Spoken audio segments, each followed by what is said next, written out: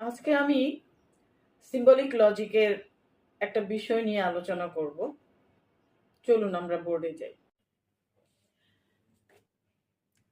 আজকে আমরা আপনাদের সিম্বলিক লজিক টেক্সট বইয়ের পেজ নাম্বার 14 এক্সারসাইজ 1 সেখানে বলা আছে যে নিচের কোন কোন যৌগিক উক্তি সত্য হবে আপনার সেটাকে বের করতে বলছে।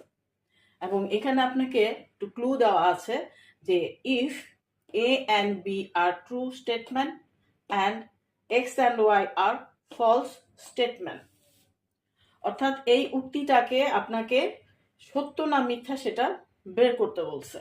এবং এখানে আপনাকে দিয়ে দিয়েছে যে এ এবং বি উভয়ের মান হচ্ছে টি, রাইট? যেহেতু এক্স অ্যান্ড ওয়াই নাই এখানে, তাহলে আমরা কি করব, অঙ্কের নিয়ম অনুসারে এটা হচ্ছে আপনাদের বইয়ের উক্তিটা।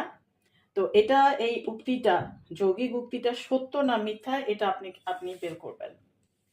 এখন অঙ্কের নিয়ম অনুসারে আমরা জানি যে ব্র্যাকেটের কাজটা সবসময় আগে করতে হবে। তাহলে ব্র্যাকেটের কাজটা আমরা আগে করব, কি করব, মানটা বসাবো। এখানে কি আছে, এ এবং B are true statement, right?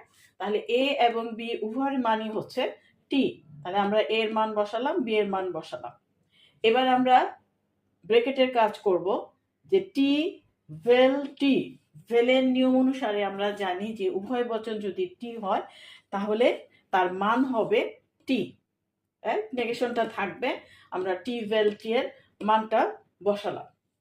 এবার আমাদের কাজ হচ্ছে নেগেশন টি আছে, আমরা নিষেধক বচনের যে নিয়মগুলো পড়েছি সেখানে মনে করেন যদি নেগেশনটা না থাকতো তাহলে টি টি থাকতো, কিন্তু এখানে টি আছে, আপনাকে বলা হচ্ছে যে এটা হবে নেগেশন টি।